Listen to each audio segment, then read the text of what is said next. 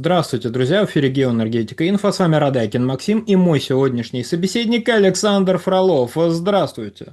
Здравствуйте, здравствуйте. Европа обновила антирекорд по закачке газа в хранилища. В то же время цены умеренно высокие, временами даже снижаются. Не сыграет ли отложенный спрос злую шутку с ценами на газ в Европе? Да, дорогие друзья, мы теперь каждую неделю можем рассказывать про подземные хранилища газа в Европейском Союзе и общую ситуацию в газовой отрасли этого региона. Но давайте попробуем подойти с позиции количественных значений. То есть сколько газа нужно Европе. И с одной стороны мы сконцентрируемся на том, что представляется Европейской комиссией, а с другой стороны попытаемся оценить реальные движения на рынке, которые объективно существуют, существовали и в ближайшие годы явно будут существовать. Итак, первое. Если мы говорим про ожидания Европейской комиссии, то Европейская комиссия с 2025 года открыто говорит о том, что она ожидает снижения спроса на газ в Европейском Союзе на 10-15 миллиардов кубических метров в год. То есть годовые средние показатели должны сокращаться. Годовые средние показатели должны сокращаться под давлением возобновляемых источников энергии и под давлением различных мероприятий по повышению энергоэффективности. Энергоэффективность растет, возобновляемые источники энергии и производимые объемы электрической энергии из возобновляемых источников растут, потребность в газе снижается. Правда, параллельно с этим снижается и количество угольных электростанций, что вносит некоторую сумятицу в происходящее и вот в эти все оценки. Но это не мешает Европейской комиссии исходить из таких предположений. Зачем она исходит из таких предположений? Затем, что, по ее мнению, к фактически 2050 году в энергетике Европейского Союза будет ноль миллиардов кубических метров, тонн, килограмм, миллиграмм, чего любой единицы измерения ископаемого топлива. Да, ископаемое топливо будет использоваться в качестве сырья. Это можно. Нежелательно, но можно. Но в качестве энергоносителя все, нельзя. И уже к концу 30-х годов значительная часть угольной и газовой генерации должна прекратить существование. Точнее как, угольные электростанции просто должны быть закрыты, а газовые электростанции либо закрыты, либо, по сути, перепрофилированы на, первое, возобновляемые газы, второе, водород. Водород, строго говоря, они относят к возобновляемым газам, но мы будем разделять, потому что по большому счету есть две неравновесные группы, которые вот этим термином объединяют. Возобновляемые газы, низкоуглеродные газы. Первое – это биогаз, или точнее его производная, биометан, которые собираются все шире и шире использовать на электростанциях. Правда, объемы производства биометана растут настолько медленно, настолько ничтожно, что предполагать действительно замещение не приходится, хотя планы такие есть. Другая сторона – это водород. И хотя у водорода ситуация количественно, то есть то, что мы можем сейчас посчитать, еще хуже, чем у биогаза, и биометана, но перспективы, которые рисуются, мы же про перспективы, про ожидания, про желания Европейской комиссии, и прочих уважаемых людей в Европейском Союзе, перспективы у водорода гораздо больше. То есть водородная энергетика должна развиваться. И вы должны либо модернизировать газовые электростанции, либо строить новые газовые электростанции, которые будут готовы к использованию водорода в качестве основного топлива. Вот такие предположения у Еврокомиссии, такие предположения у нее, исходя из стратегических планов в области энергетики. Как это касается наполнения ПХГ, я сейчас расскажу, но давайте с вот этих европейских небес, с этого эдемского цветущего сада Европы спустимся на нашу бренную землю и посмотрим, что же происходит. А в реальности, во-первых, прогнозного сокращения спроса на газ не произошло, наоборот, произошло частичное восстановление спроса на газ в 2025 году.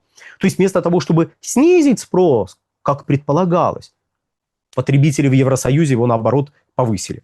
Безобразники, казалось бы. Но ничего, это, знаете, временная флуктуация. Ерунда полная, так что просто берем, отбрасываем и закрываем на это глазки, ну, с точки зрения Европейской комиссии. С точки зрения рыночных реалий, нормализация цен привела к частичному восстановлению спроса, и динамика восстановления была растущей. То есть было небольшое восстановление в 2024 году на уровне статистической погрешности, на самом деле, так если вот серьезно говорить. Но будем считать, что вот было это восстановление, аж там 2 миллиарда кубических метров. Ну, в масштабах потребления Европейской комиссии хочется спросить, как вы их посчитали так точно. Ну, ладно, пусть будет. Плюс 2 миллиарда. Ну и примерно плюс 6 миллиардов в 2025 году. То есть вот эти показатели увеличивались. И можно было предположить, что при сохранении той же ценовой динамики, ну, то есть тех ценовых условий, в 2026 году опять произойдет увеличение спроса. И так постепенно, полигонечку, если не будет вводиться каких-то мер воздействия на потребителей, когда их будут вынуждать переходить на менее выгодные виды энергоносителей. Раскрыта страшная тайна. Тюменская техника Case Guru производится в Китае, где сосредоточены передовые производства около 90% мировой электроники. Почему тогда мы читаем на коробках техники Case Guru «Создано в Тюмени»? Потому что в Тюмени мозги, идеи и тесты устройств. Именно в Тюмени инженеры продумывают сочетание характеристик для устройств Case Guru, экспериментируют с материалами для пылесосов и наушников. Глава компании Case Guru Вадим Боков лично контролирует каждый этап разработки. Тюмень – это про инженерию, гарантию и ответственность. Китай – это производство и масштабирование. Яркий пример подхода – линейка наушников Case Guru CG Pods. Они опережают дорогие аналоги по функциям, но дешевле в 5 раз. Каждая модель претендует на мировой рекорд по характеристикам. Тюменская новинка – наушники Eclipse и Case Guru Clip с анатомически удобным креплением. Рекорд безопасности для слуха. У наушников Case Guru Clip есть ИИ шумоподавление в микрофоне. Алгоритмы выделяют голос среди внешнего шума.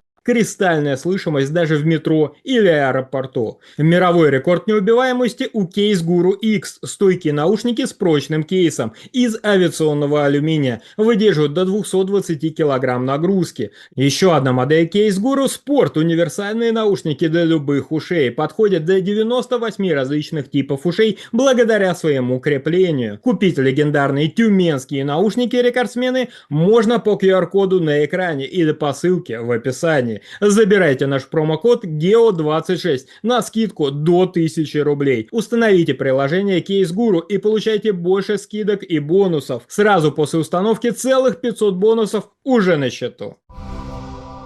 Внести дополнительные капитальные затраты по направлениям, которые явно не приносят той же выгоды и снижают конкурентоспособность, ну, например, тот же самый зеленый водород, который в 4-8 раз дороже серого водорода, то есть водорода, который получается из природного газа без улавливания СО2. Зачем водород нужно получать из природного газа? Ну, например, для того, чтобы производить высококачественные нефтепродукты, для того, чтобы производить азотные удобрения. Ну, то есть направление, где водород очень нужен, и его производят из природного газа.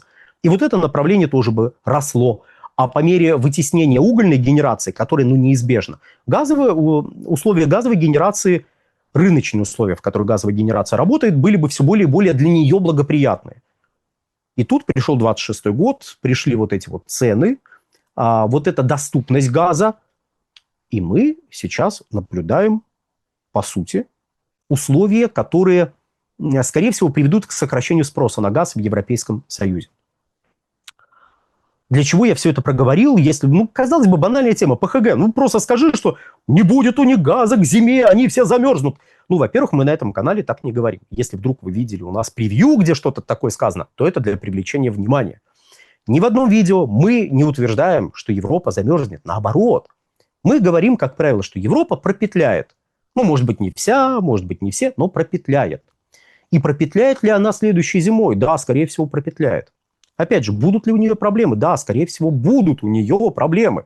Но на данный момент мы должны ввести еще одну составляющую, которая как раз и является вот этой частью реформ, которые реализовывались для того, чтобы вот отринуть вот это все ископаемое и прийти к зеленому, счастливое зеленое будущее. Так вот, Одна из реформ касалась расширения, скажем так, биржевой составляющей в международной торговле газом, ну и в целом энергоносителями.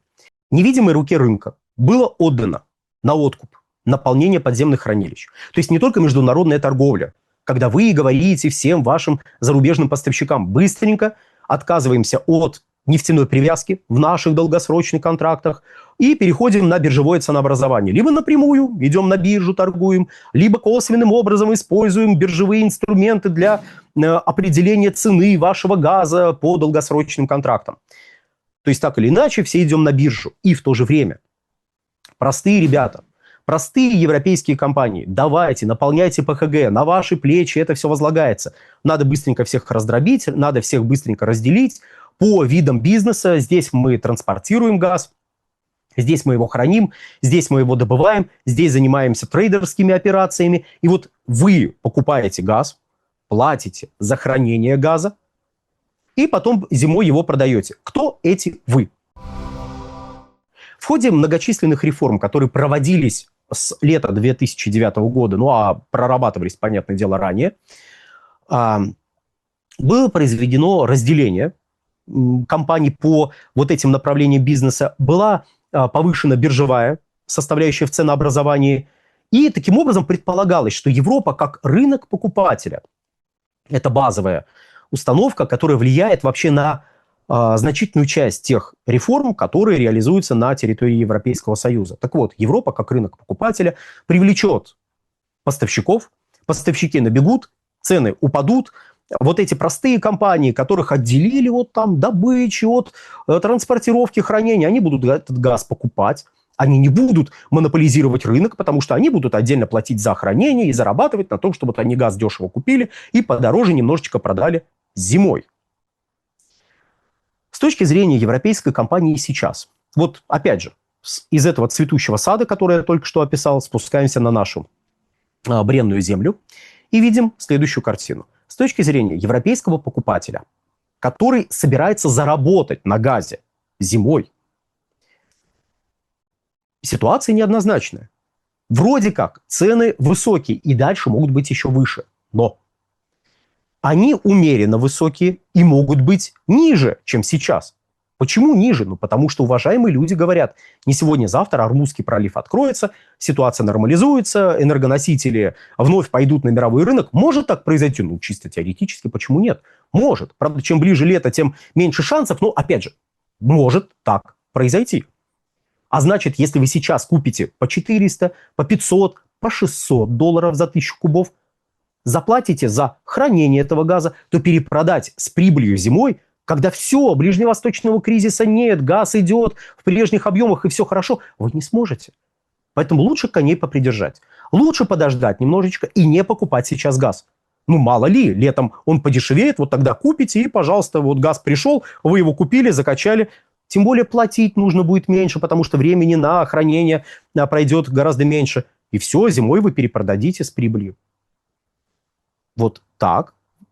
Вот здесь кроется вот эта природа низкой динамики закачки. Зачем сейчас закачивать задорого, если потом мы закачаем дешево? Александр, большое спасибо за комментарии, друзья. Подписывайтесь на Геоэнергетика в Макс. Подписывайтесь на Александра Фролова, ссылки будут в описании и закрепленном комментарии. Там же будут реквизиты для желающих финансово поддержать наш проект, чтобы мы и дальше также бодро вещали на всех площадках без монетизации, исключительно благодаря вашей финансовой поддержке на Sponsor.ru. Спасибо, до новых встреч. Всего хорошего.